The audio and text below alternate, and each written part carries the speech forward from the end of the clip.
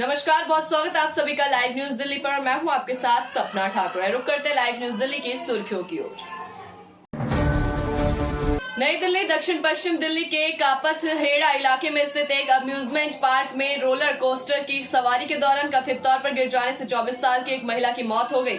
एक अधिकारी ने शनिवार को इस बारे में जानकारी देते हुए बताया कि झूले से गिरने से जिस महिला की मौत हुई उसकी पहचान प्रियंका के रूप में हुई है। अधिकारी ने बताया कि महिला के शरीर पर चोट के कई निशान दिख रहे थे। इनमें कान से खून बहना, दाहिने और बाएं पैर का घाव भी शामिल है। दिल्ली के चिनौट बस्ती में 2 लोगों की चाकू से गोद कर हत्या कर दी गई। दोनों को हॉस्पिटल ले जाया गया, जहां उन्हें मृत घोषित कर दिया गया है। मृतकों की पहचान 33 वर्षीय अंकित और 32 वर्षीय राहुल के रूप में हुई है।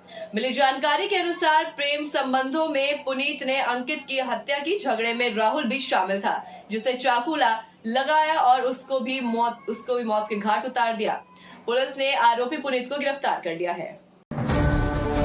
दिल्ली के त्रिलोकपुरी में 31 ब्लॉक से बड़ी खबर सामने आई। यहां एक कार को जलाने की कोशिश की गई और उस पर ताबड़तोड़ फायरिंग भी हुई है।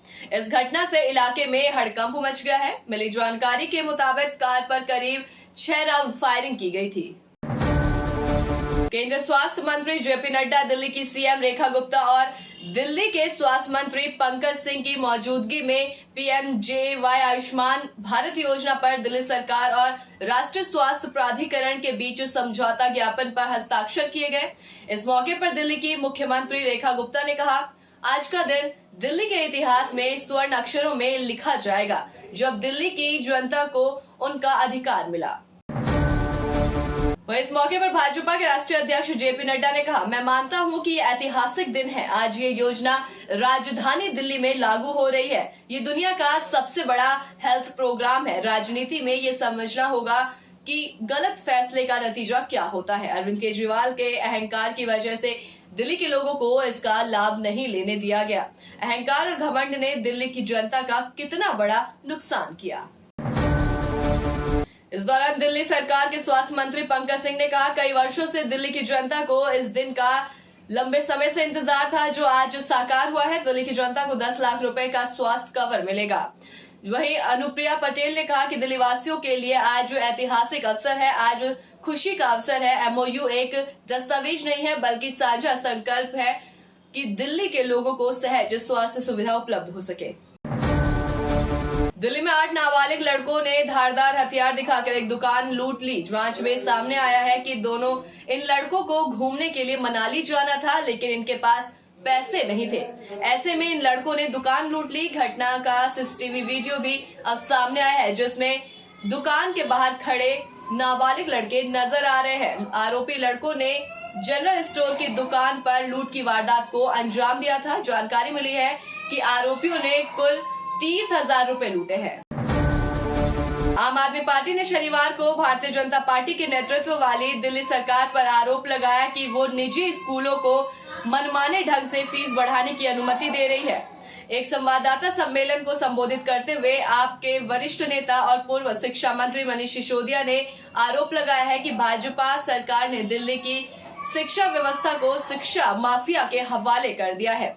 सिसोदिया ने कहा कि जब से दिल्ली में भाजपा सरकार आई है, लोग काफी परेशान हैं।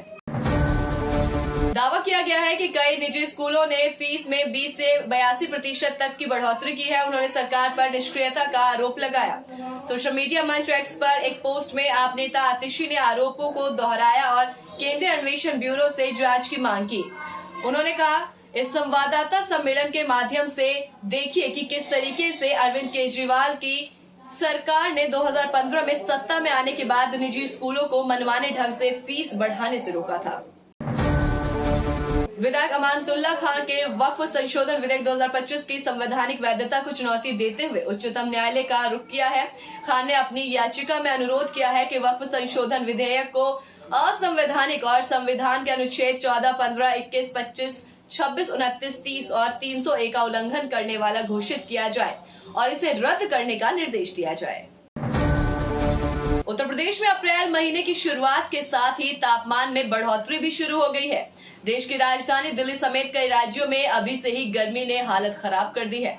दिल्ली में शनिवार 5 अप्रैल को अधिकतम तापमान 35.7 डिग्री सेल्सियस दर्ज किया गया, जो कि इस मौसम के अनुपात तापमान से 1.7 डिग्री अधिक है। भारतीय मौसम विभाग ने रविवार 6 अप्रैल को दिल्ली में आसमान के साफ रहने और लू को लेकर अलर्ट जारी किया है। इस दौरान अधिकतम तापमान 39 डिग्री सेल्सियस और न्यूनतम तापमान 20 डिग्री सेल्सियस रहने की उम्मीद जताई गई है।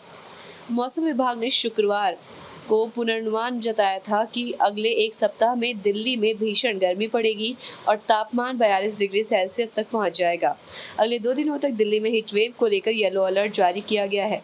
मौसम विभाग ने दिल्ली एनसीआर के अलावा हरियाणा, उत्तर प्रदेश और मध्य प्रदेश के लिए भी अलर्ट जारी किया है।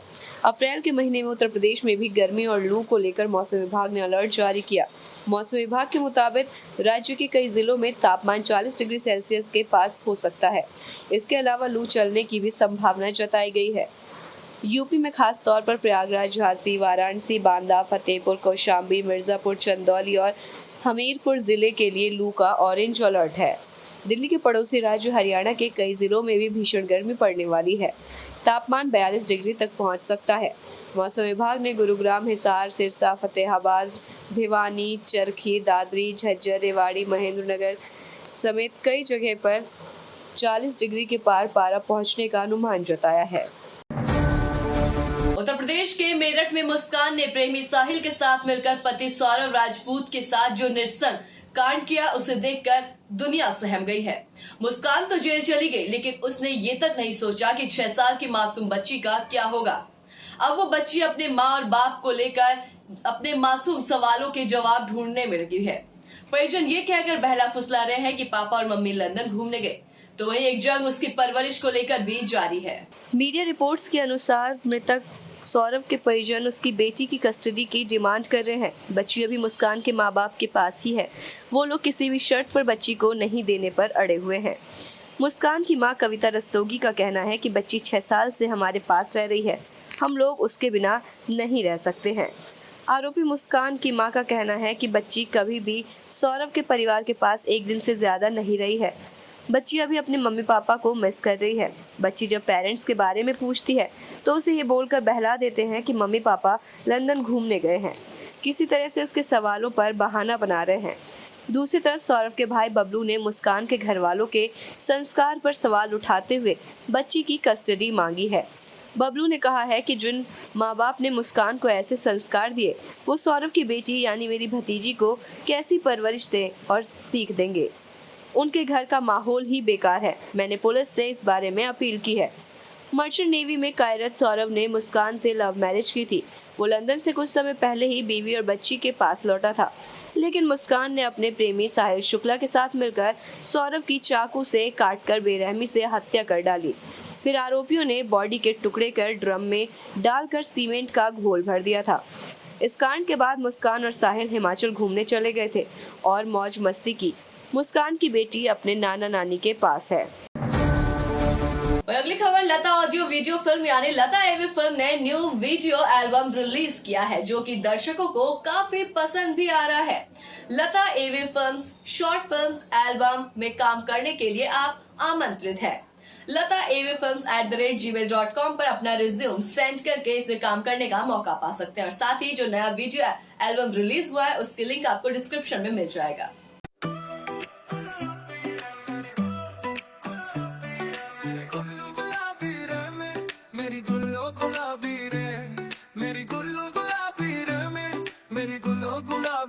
मेरी सारी बातों पर गौर करियो। तो ऐसी तमाम खास खबरों से जुड़ने के लिए देखते रहे लाइव न्यूज दिल्ली और साथ ही अपनी खबरें दुनिया तक पहुंचाने के लिए हमारी वेबसाइट www.livenewsdelhi.com पर संपर्क करें। नमस्कार। अभी सब्सक्राइब करें हमारे चैनल लाइव न्यूज दिल्ली को और साथ में बेल आइकन दबाना ना भूलें। Live news Delhi.